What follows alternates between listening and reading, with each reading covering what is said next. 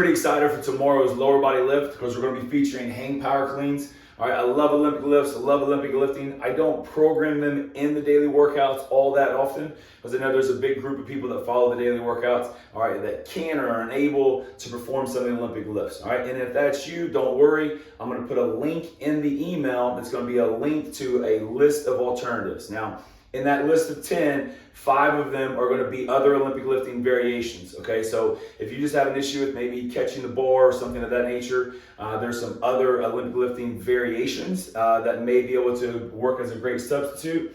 And then the other 5 are going to be other exercises that can be used as a substitution.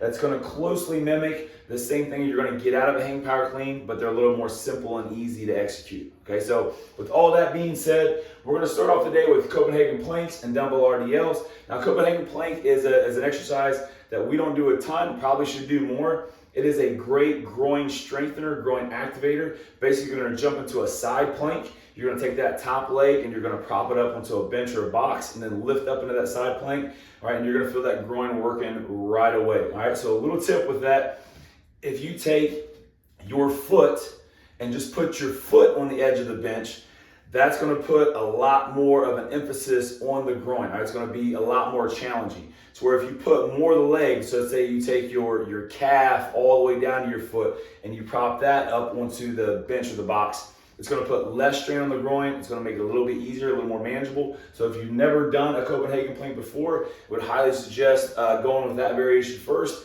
getting more of your lower leg up on that bench or box, right? So it's not quite as much strain on your groin, all right? And then as you get comfortable with it, you can move closer and closer to where your foot is up there, all right? But it's a great groin strengthener, groin exercise. And that's where we're gonna start off today. And then dumbbell RDLs, don't have to be super heavy with those, just good range of motion, get the posterior chain warmed up, 2 sets of 10. Then we're into hang power cleans, all right? So just a little bit from a terminology standpoint, hang power clean, okay? That is a clean, which I think most of us are pretty aware with kind of what a clean looks like. Hang means I'm starting from the hang position, all right? So I'm hinging, start with the bar above the knee. Power is my catch position. So I don't need to drop down into a full squat to catch the bar. Right? You can if you like, but I'm catching in a 3/4 squat power position on the catch. So starting with the bar above the knee, all right, and then finishing in a power position, hang power cleans. So we're gonna go 5 sets of 3. We're gonna work up to 78% on the hang power cleans.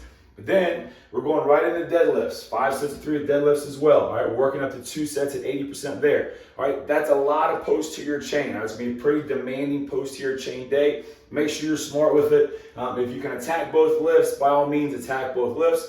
All right, but if you start to get into the deadlifts and you feel that low back, really tighten it up. All right, just be smart, back down if you need to.